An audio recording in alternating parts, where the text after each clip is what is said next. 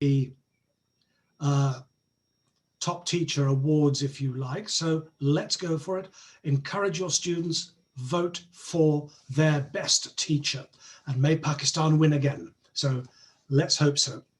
Okay, without further ado, I'm going to start this. What we are going to try to do slightly differently this time is, because there are a lot of us in this webinar, the chat goes very quickly. So if you have any specific questions, we're going to change what we've done in the past. If you have any questions, please put them in the question and answer box. So into the Q&A, and then our team will attempt to answer them as they come up. They'll type some answers. If they don't know the answer, they will ask me. So let's try and remember that. And in the chat, as we're going to do now, please make sure your settings are to all panelists and attendees. So without further ado, let's get going. The purpose of today is to find out a little bit more about the Cambridge Primary Mathematics Curriculum Framework 2020. Now, we call it the Curriculum Framework 2020 because it is a new curriculum framework for first teaching this year in 2021. So let's move on, and I'll give you another quick quiz just to get your brains up and running, because I will be doing a lot of talking and I need to get you to think. What is special or unique about the number that you see on the screen now? So if you have an idea, please type your answer into the chat. So if you have an idea about what is special or unique about that number, and Michelle says, yes, it does have all 10 digits. It does contain all the numbers 1 to 9, but what's it all about? What's particular about that order? It's not, well, it could be an even number, yes. All the counting is in it, all the digits, yes, but what's special about the order of the digits? What is special about the order of the digits? Let's have a think. Let's have a think. Even and odd, it contains all decimals. We're getting some ideas, but they're not quite. They are even and odd. No, that's not quite. They're all divisible. Yeah, well, they are. They're all have got all the numbers. No, we're getting some ideas, but it's not quite. Now, someone's Kalkaba Zera, yes, pattern. What about the pattern? Ah, we've got it. Iram, yes. We've got it. It is there. We've got an answer. This number contains all the digits in alphabetical order. So 8, E, F, 5, 4, 9, 1, 7, 6, 3, 2, and 0. They are the digits arranged in alphabetical order. So this is the kind of thing that we need to get us thinking. This is about thinking. This is about looking and understanding and applying knowledge. It's going beyond, okay? It's the digits in alphabetical order. And this is what I want us to think about when it comes to maths. It's thinking outside the box. It's expanding our ideas. Okay, so that's just a little warm up, but remember that and think about it. And when you do that quiz with your students, ask them to say it and think about it. And because, as you know, I like to encourage language learning across things, that is the order of the digits in English alphabetical order. What order would they be perhaps in home language? Okay, So you could do it in Urdu or home language. Would there be a different order? Perhaps put up 3 numbers and see if people could recognize what they would be in different order, in different languages. So get people thinking. Okay, by the end of this session, I'm hoping that you will have a greater understanding of the Cambridge University Press resources and the curriculum framework and where you can go for help. Now, you already know that, so you've got a wonderful team in Pakistan, so let's not worry about that now. I'm going to, and we've seen this before, when we talk about assessment for learning, and I'm going to use this again, so you should all be familiar with this already, or at least those who have attended previous workshops. Traditionally, red, I'm stuck, I can't do it. Amber, I can do something. Green, I can do it. Now, I call this traditional approach teacher-centered. Doesn't sound like it, but I call it teacher-centered because it just says, I'm stuck.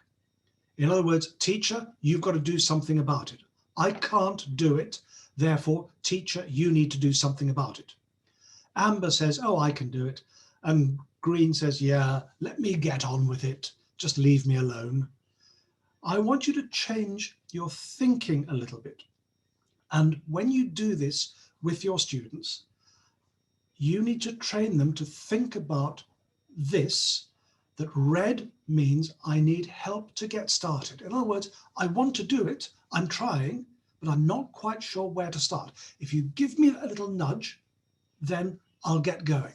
Amber, I think I know what I'm doing, but most importantly, Green says, I could explain this to a friend. Not just I can do it, because children naturally want to please teachers. So they will show a green because they think, ah, right, green, if I show green, my teacher will be pleased with me. Now you've got to call them out. And they say, Green, I could explain this to a friend.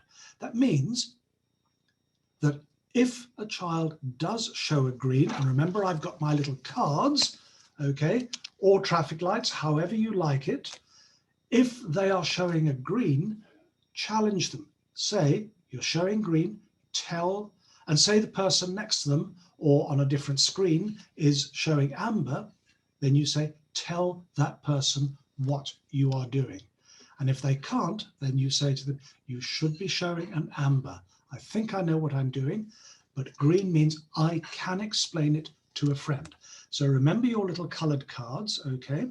Think about doing that. And we're going to do that this session as well. Okay, so we're going to try and do that this session too. So let's have a quick look. What has changed and how are we responding to it? Now, Cambridge Assessment usually change their syllabuses roughly every 7 years. Now, the primary syllabus has taken a bit longer than that to change.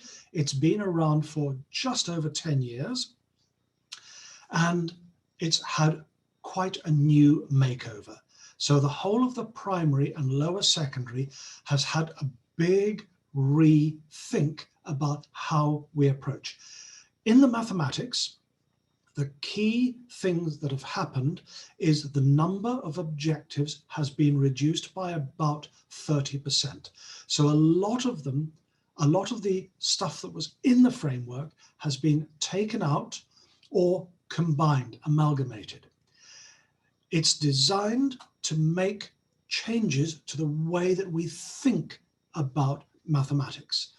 So we really want to develop a holistic understanding of the subject and focus on the principles, patterns, systems, functions, and relationships. So we need to pull it together. It's joining it together. It's not teaching it in itty bitty bits here and there. It's consistent. The other big thing about what we've done is that the core frameworks of English, maths, and science have been approached consistently. So when you go from one to the other, they look, feel, and sound the same. So they're very consistent and encourage lots of cross-curricular activities. Cambridge University Press is one publisher that is responding to the new curricula. Marshall Cavendish, Collins, Hodder, and Oxford are all publishing to this. However, Cambridge University Press and Cambridge Assessment are working and have worked extremely closely together. So we have made a real effort to make all of the new resources very consistent, very integrated, very linked carefully. Okay, so you will find that the Cambridge University Press resources embody Cambridge spirit all the way through. This is key for you as teachers and as schools making a decision. You need to think what is going to work best for you and your school. And education, we know, and research has proved that when our students, when our learners are comfortable and secure in their learning environment, their learning is improved. And that comfort and security comes from a consistent approach. So we need to think about what we are doing. So the primary curriculum framework is very closely linked to the lower secondary curriculum framework. So all the way through for the first 9 years of their education, they are being consistently improved across the board.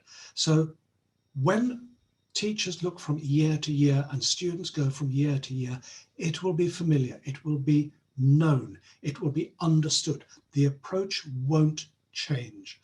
In Pakistan, the only change will come slightly later when you move from lower secondary to O-level. There's a slight difference in approach there, but then it resumes back to A-level again, where it's back as it was. So we are looking for mathematical competency and fluency. That is the key, competency and fluency that they can apply mathematics. Okay, and to do that, we've developed for the new curriculum the so-called Thinking and Working Mathematically STAR. Now, you'll be very familiar with the idea of the problem-solving approach. You see it in Singapore maths, you see it in Cambridge maths, you see it in good maths education all the way through. But what we've done in Cambridge is we've taken this problem-solving approach a step further. And we've included this as,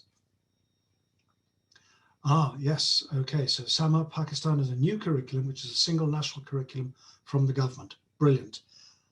I need to look into that and I'll do some research around that. That will actually help because that means that Cambridge and the Pakistan national curriculum can work side by side. Let me look into that. I'll do some investigation and research, and I'll think about how we can support both the Pakistan national curriculum and the Cambridge curriculum. So thank you, Samar Sharman, for doing that. I shall look into that. So just back to what we're talking about, thinking and working mathematically is where the problem-solving approach is made clearer. It's designed to build on what we've already done. So one of the things, if you've attended any of my previous maths workshops, I will have often talked about the idea of trial and improvement, or as we prefer to say, trial and error is what I've heard of, but I think of trial and improvement. You try something, and if it doesn't work, you think, well, okay, what did work? I'll take that and I'll improve it. So we try and we improve. Now, this is at the heart of the STAR. It's now called critiquing and improving. I don't know who ever dreamt up this big, long, complicated word, but let's just call it trial and improving. Critiquing just means analyzing or assessing what's going on. We more often get that in English, but critiquing and improving is now in maths. It's at the heart of the thinking and working mathematically style. And then we encourage others, like specializing and generalizing, conjecturing and convincing, characterizing and classifying. Now, if you look at those, you will see that many of these are actually quite strongly language-based. And this is the other key element of our maths, is that we want to encourage mathematical conversation, mathematical fluency, thinking, working, and expressing themselves in mathematical terms, okay? So the language of maths becomes very important, not just the numerical computations. We need to think about it, we need to talk about it, we need to understand that this is what it's all about, okay? It's the language of maths, it's explaining your thinking. Others, we've got new strands and substrands. Now, they've always been around. They're given different names, slightly different names. So number, it's been there all the time. But geometry is now combined with measure. Statistics and probability is a new one. So we haven't had this before at primary. So this is the biggest single change in the, if you like, in the mathematical content. And then thinking and working mathematically are there. So what we've got in the syllabus is that, again, it's very, very clear. Thinking and working mathematically is at the heart of it. Number, counting and sequencing, money, integers, all of these you'll be very familiar with. Geometry and measure, time, geometrical reasoning, positions and transformations, again, you'll be familiar with that, but the new one, statistics and probability, is the new section. Now, one of the key things that we want to stress, especially at primary, is that when we do this, mathematics has to be hands-on teaching. Hands, okay? Teach through touch. Children need to be able, especially primary children, but even lower secondary, even higher up. We call it hands-on teaching. And that is what I mean by hands-on. We need to be able to touch things, especially right at the beginning. So integrated throughout, what we want to do is this idea of skills, but you'll know it because I'll tell you about this anyway, but we call it CPA or CRA, okay? It's using manipulatives. If you are familiar with the so-called Singapore maths approach, Singapore likes to think they invented this. They didn't. This was used, and everyone uses it. All good mathematics resources use it. Learning by doing, yes, Musarat. Learning by doing. CPA, concrete, pictorial, abstract, or concrete, representational, and abstract, okay? It means that if we are talking about concrete, it's something to actually touch. So in my little example on the screen, apples, actually give them apples. Or if you've got other things like this, for example, there's a dice. I've got lots of dice. I use lots of different, and they come in different sizes and shapes, by the way, so that you can see them slightly differently. I also have got lots of different shapes, things that they can actually touch. Now, these are quite useful because they're magnetized. So in a classroom, or if you're back in school, you can actually stick them on a whiteboard, all right? So that they can actually touch the shapes. So you give them, use them, sort it, Venn diagrams, for example, okay? I love these. These are little rods that you can break up. You can do counting. This is where it becomes representational. Okay, so this is representational. This is the middle bit. It's the concrete representational as well. So we could say apples, but instead of apples, I've got these. So these represent apples, or you can draw them. It's not hard and fast, but it's something that the kids can touch.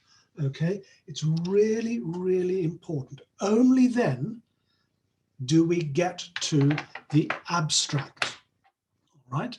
Only then do we actually get to the symbolic representation. And the symbols, as I've put down there, 1 + 1 + 1, those are the symbols.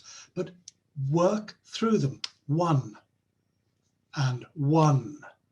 Okay, we can all do that. Now, Cambridge is full of resources for you to use. Think about doing that.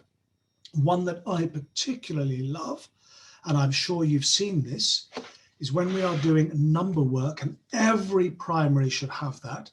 Here is my little, that's number 7. It's a little arrow card, okay? That's my digits card. Here is my tens card, okay? And again, you can see the arrow I've got here. I've got a hundreds card, but it means I can touch them. I'm fingering them. So if I've got a 1, there we are, units or digits, and I've got my tens. When I line the arrows up, then the placeholder, the 0, is still there, but we can see the 7. It's a brilliant way of looking at place value. When I've got my hundreds, I line up my arrows, and there I can see quite clearly, and I can do that all my placeholders are there, but when my arrows are lined up, that is the way to do it. In Cambridge, we are really, really want you to do that. And throughout the resources, as you'll see, we encourage you to use, make and use resources all the time. And if you don't have them, if you can't buy them, make them. We give you nets, we give you all sorts of things. So what I'd like to do now is, you may be familiar with this, what I've just talked about, in other words, the changes in the curriculum framework, are they clear? And would you please indicate your understanding of that by typing into the chat box G, R or A. Green if you get it, amber if you're not quite sure, and red if you really haven't got an idea at all. So it looks like we're mostly G's. It should go very, very quickly through that. Again, if you have a particular question about that, please type your question into the question and answer box. We will try and take them a little bit later. Okay, very quickly, the biggest change that you will see in Cambridge resources is the way that we now present the new maths. It now looks and feels the same as all the other lots, okay? In that, we now have a teacher resource, a learner's book, and a workbook that are consistent with the English and science across the board. So if you are currently using Cambridge Maths resources, the ideas are still there, but they are made to look a little more conventional. Okay, they look more traditional, and the language has been considerably refined. Same authors, so same brilliant ideas, but more traditional approach. So in the teacher resource, we now have very clear introductions to everything. So here is an example, an introduction to thinking and working mathematically. Now this will be in the front of every teacher resource for each year group. That means that it helps you master the knowledge you need to share with your students. So The teacher resource is written for teachers. It's very clearly laid out, very simply laid out, very easy to access. So for example, here are all the thinking and working mathematically characteristics, and here are some very good ways of explaining it. Now these actually are slightly different from the ones that appear in the curriculum framework because we've written them in more accessible English. Here they are in detail, specializing and generalizing, how you will go about approaching that. So that's one example. Here is another example of what's in there. This is from Book 1, Unit 1, talking about numbers up to 10. And this is our unit plan. So this tells you how long you should spend teaching it, what you should be doing, and all the resources available to you. So just look at that. Counting sets of objects, about 4 hours. The outline of the learning, linking the value of numbers to quantities through counting and introducing zero. Look at all those resources. And it goes on and on and on, okay? Then on a slightly different page, a little bit later, same thing. All the thinking and working mathematically questions that you need are all there. So we've done a huge amount of work for you in explaining and presenting the curriculum very, very clearly and very helpful. Here's another look. We give you a huge amount of help with background knowledge. What is it all about? But I've chosen this one in particular because look here, teaching skills focus, all about manipulatives, how important manipulatives are. And then more specifically, for the actual lesson, very clear learning objectives and very clear success criteria. So a huge amount of work on lesson preparation has been done for you, okay? You must always start with your teacher resource. In the Learner's Book, once again, the Learner's Book has been considerably revamped to look at this. And incidentally, I had quite a lot of say in how this should look, but that's just me. Our publishing team have done a fantastic job about making these books look brilliant. So here is the thinking and working mathematically explained in child language. So remember I showed you the teacher resource. Here it is explained in child language. So that means that it's written for our learners, okay? When we look at the Learner's Book again, you can see brilliant, bright visuals, clear explanations. Getting started. How many hippos are there? Draw a ring around it. So this is actually assessment for learning. So here right at the beginning, we put in there, how can we know what they know? And there it is. It's all done and made very, very clear. So that's a getting started activity. It's done for you. That means all you really need to do when it comes to planning all of this is adapt it to your school and lesson and learner context. The hard work has been done for you, but you just need to adapt it, okay? So the Learner's Book looks like that. Then we did a big, big jump. We didn't originally, the authors of the original math scheme didn't like worksheets. They think that worksheets should be banned.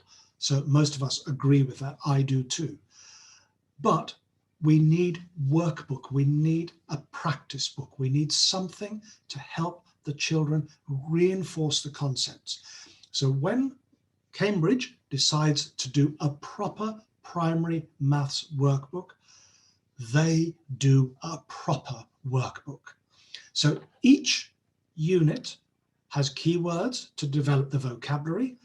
Each unit has worked examples and step-by-step guidance, but most specifically, each unit has differentiation built into it, in that every exercise has focus, practice and challenge levels, and then obviously lots of opportunities for thinking and working mathematically. Now, it's really important that when we do our differentiation, we don't use it, as I said, when we did the differentiation and assessment for learning webinars, that we do not use it for labeling. We do not group children and say, you are the focus group, you are the practice group, you are the challenge group. We work through it, and it is beautifully laid out, okay? You can work through it. It's linked to the learner's book. As you can see here, counting sets of objects, the keywords, the exercise, count each set, say the numbers out loud. So for example, if you are still in remote teaching and lockdown, you might get children, because this is book 1, this is lowest level, so you'd probably be using this at KG, okay? If you're doing that, get parents involved.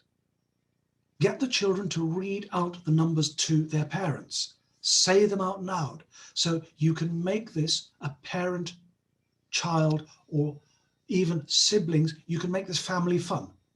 Draw it, talk about it. Think about how you would do this remotely or in the class. It's a great one to do, because children can do these at home with parent support as well as in the classroom. And remember that all of these in the workbook, there are focus, practice and challenge. Don't say, right, you're the focus group, you're the practice group, you're the challenge group.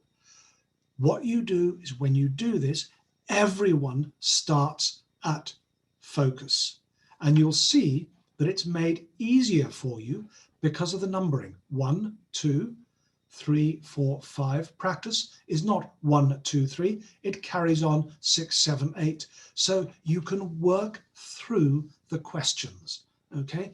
Don't group. It's a really, really key way of working, because all of them get reinforced. Now, in the class, if you are doing this, you get them to work either in pairs or as individuals. It doesn't really matter how you do it.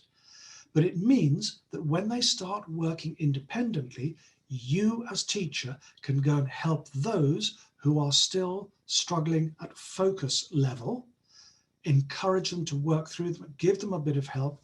Those who are more comfortable, more competent, more able will quickly work through to practice and then up to challenge. So we need to think about how we use that.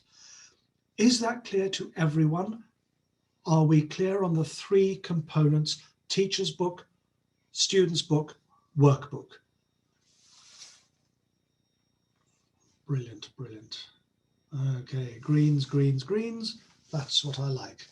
Good. And yes, I can tell others that's what I like to hear. Someone who's really confident they can explain it back to their colleagues in school. Fabulous. Okay, let's have a quick close-up look at a unit. So we're just going to have a very quick walkthrough of this.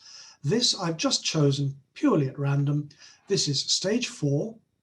So this you would either, depending on whether you're using it at grade or age appropriate, stage 4 would either be grade 3 or grade 4. Unit 6, 2-dimensional shapes. Okay.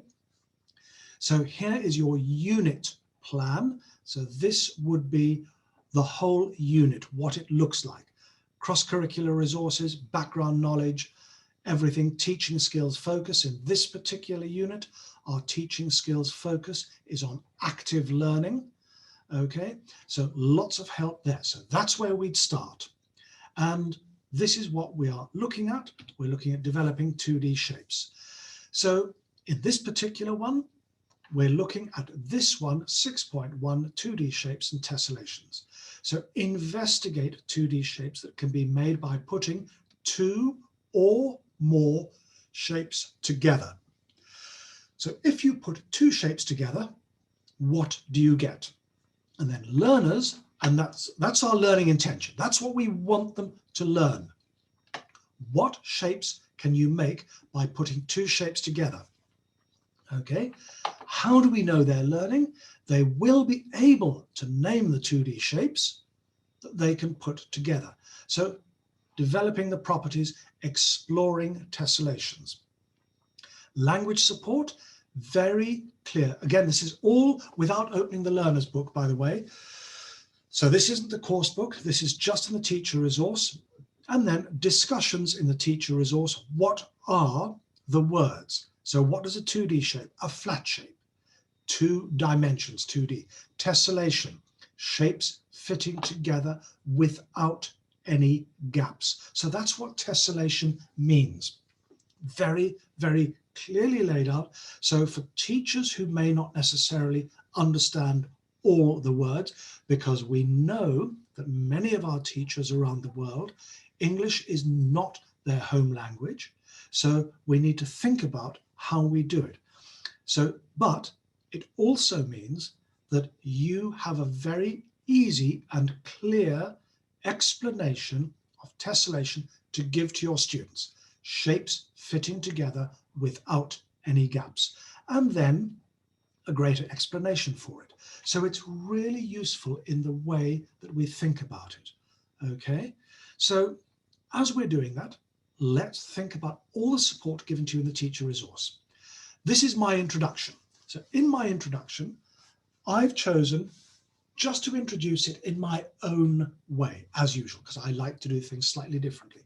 So what I'm going to ask you to do is very quickly, how many different 2D shapes can you see in that picture? How many different 2D shapes? If you'd like to share your ideas in there, and if you can name them, even better. But how many different 2D shapes can you see in there?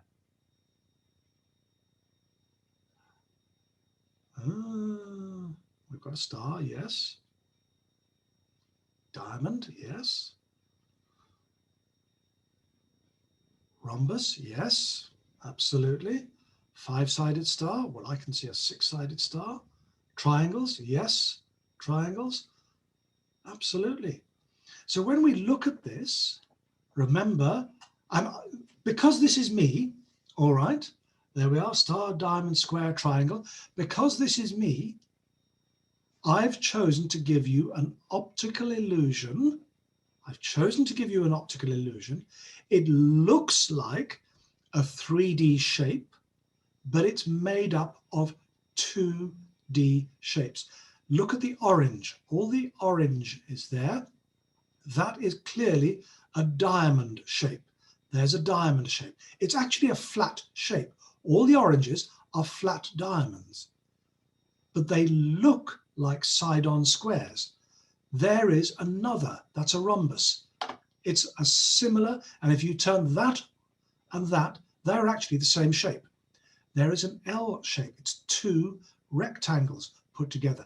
There's another L shape, 2 rectangles. There is a triangle. Here is a 6-sided star.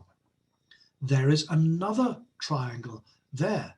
That is a square. That is a sideways rhombus or diamond. So it looks as if it's a different shape. There is a diamond.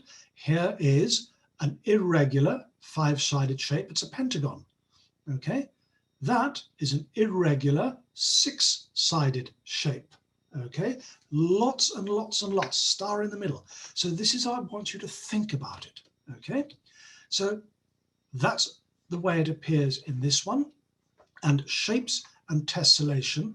And when we get started, here's a way of getting started. It's using manipulatives. Use the list of shapes.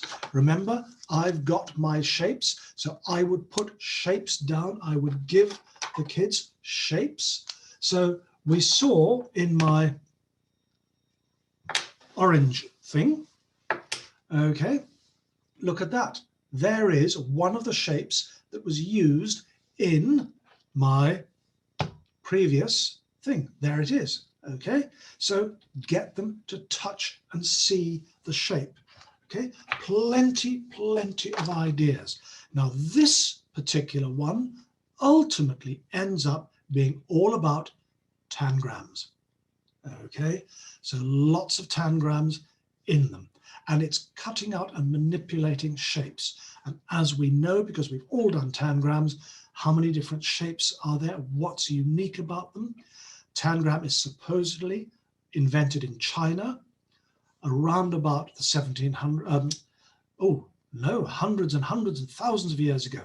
Okay, lots and lots of things are possible. In the workbook, there is, sorry, in the teacher resource, there is, if you haven't got a tangram, here it is, cut it out, color it in, make the shapes, lots of support with them. So plenty of ideas in them that we can hear, and it's all, oh, that went slightly wrong way around. Never mind, it's all in there. And finally ends up at a plenary idea, Tangram pieces, what can you make, shadow pictures, all sorts of things in there. Okay, now, believe it or not, if that wasn't enough, we also have a whole lot of additional teaching ideas. So there are extra ideas that are out of the teacher resource. They are available online and extra things to do. So we're encouraging you to teach up. So the majority of your kids will actually manage all of that, but you may have a handful of kids that are brighter. So we've given you additional resources to help deal with that. And this is all available to you. It's an extra, it's a Pentamino piece. So it's 5-sided shapes, and you've got to put them together. It's slightly different. Okay. Now, learner's book, once again, full of ideas. How do you make them? Lots and lots of coloring, cutting out, brilliant, work through exercises, all that available. And then some really challenging questions. How many different shapes can you see here? Remember back to my opening example, and let's look at that. That's made up of squares and triangles. Okay. How many different shapes can you see here? How many different shapes can you see there? And then you'll see up here in the corner, think like a mathematician. And this is a brilliant thing. Think like a mathematician. Marcus says that if he cuts this rectangle into 2 pieces with 1 straight cut, he will always make 2 rectangles. Marcus is not correct. Trace and cut out rectangles like Marcus's. What other pairs of shapes can you make with 1 straight cut? So it's a really nice, challenging exercise. Okay, then choose a different shape, write a question to investigate your question, write a conclusion by copying and completing the sentence. I found out that. So you'll see that there is language built in to this as well. Webinar's got about 10 minutes left. Okay, so not long at all. So homework ideas, plenty of homework. They photograph or sketch tessellation patterns that they see in their local environment, paving, floors, etc. Okay, diagonal, 2 triangles, exactly. So you can get 2 triangles, 2 rectangles. So it's a really one that's very, very clear. Okay, how about that? Is the way, that's a very quick walkthrough of a lesson.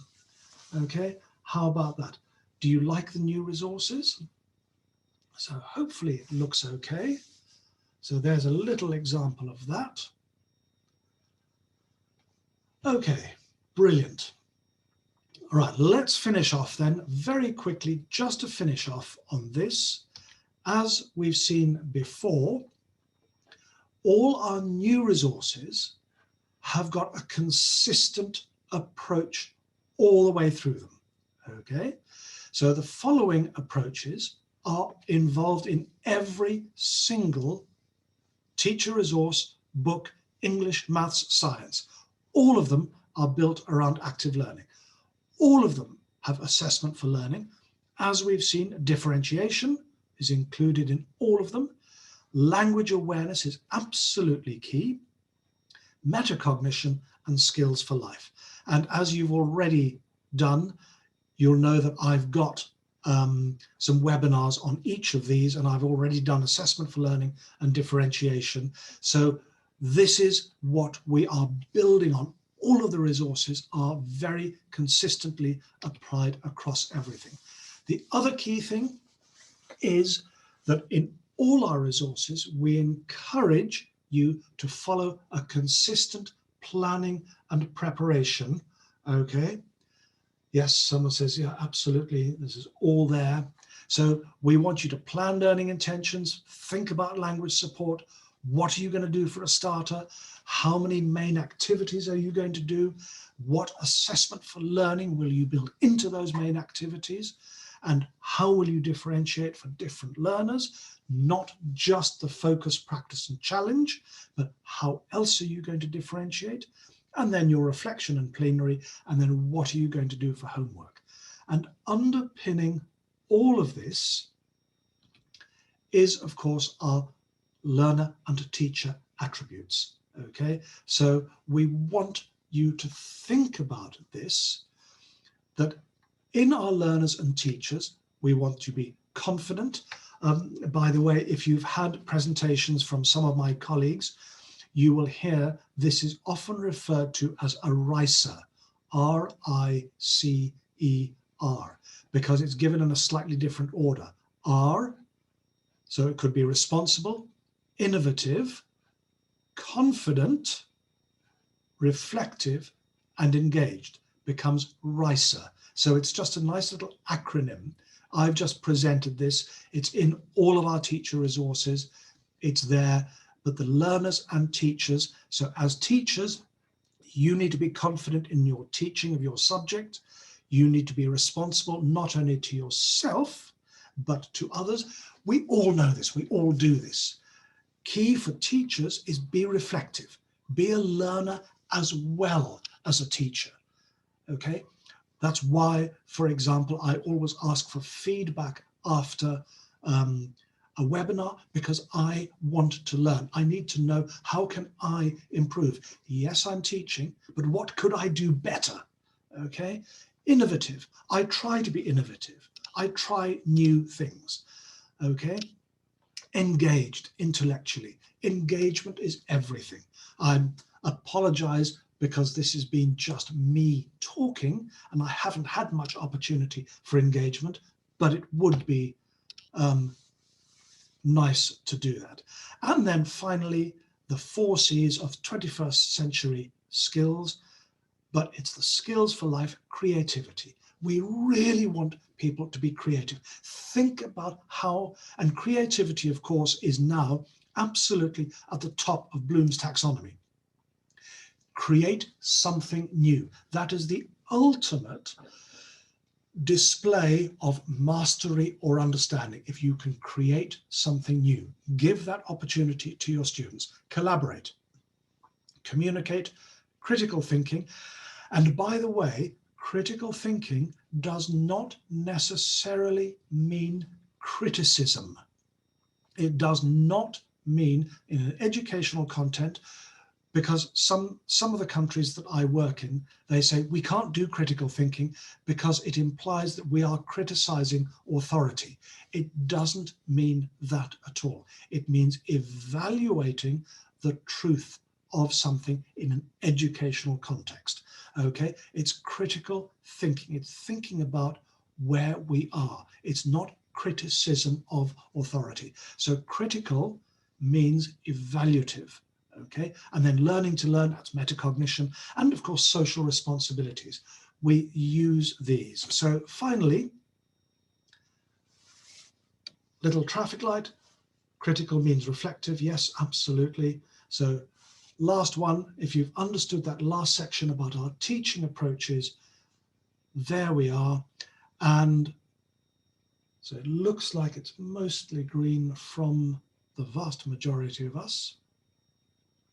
So in conclusion, have I succeeded? So did I meet your expectations? Are you clear why using Cambridge University Press resources should be quite a good? Are you clear on how the components work and what the approaches and benefits are of Cambridge University Press? So for further information, obviously, you know your local team, so get hold of them. The website is quite useful as well. And finally, that's it. That's me done. That was pretty quick. That was hopefully quite efficient. I didn't spend too long. And any questions? So Shamim Furkan, have we got any? Yes, sir. Yes, Simon. Rizwanul Haq is asking, do teacher resource book have worksheets included for using in classroom other than workbook? Sorry, I can't hear you. We have extra worksheets available in our teacher's resource. Right, the worksheets and the teacher are all available in the teacher resources, yes. Okay. And he's also asking if Cambridge is intending to revise O-level curriculum to align content with lower secondary and elementary. It will do eventually. Now, at the moment, the O-level syllabus is slightly different. The IGCSE syllabus is more closely aligned, but the O-level syllabus is due for revision in the next couple of years. So I'm sure it will be revised in conjunction with that. Okay, and Aksa is asking why there is thinking and working mathematically star with some questions. No idea. Okay, because some questions are just straightforward knowledge recall or practice questions. Some of them want you to apply the knowledge. So the thinking and working mathematically star, and where it appears in the questions, is a specific one designed to get children to follow the thinking and working mathematically approach of application of knowledge. So if you remember back to the beginning, we had the star. At the heart of the star was critiquing and improving. There was specializing and generalizing. There was conjecturing, and there was sorting out. So all of those are applications of knowledge. So it's the thinking, it's the challenging element of maths. Okay, Simon, if I can request you to highlight the digital side of our books as well. I mean, if you could brief a little about the... Oh, yes, okay. Very quickly, all of the resources will be available as digital resources as well. So they are all available on Cambridge Go as digital resources, but also to support this for the first time, there will be Mathematics Digital Classroom, which is the same as the Global English and the Science Digital Classroom. It is an integrated approach with the teacher resource, the learner's book or the course book, and the workbook exercises for front of class presentation.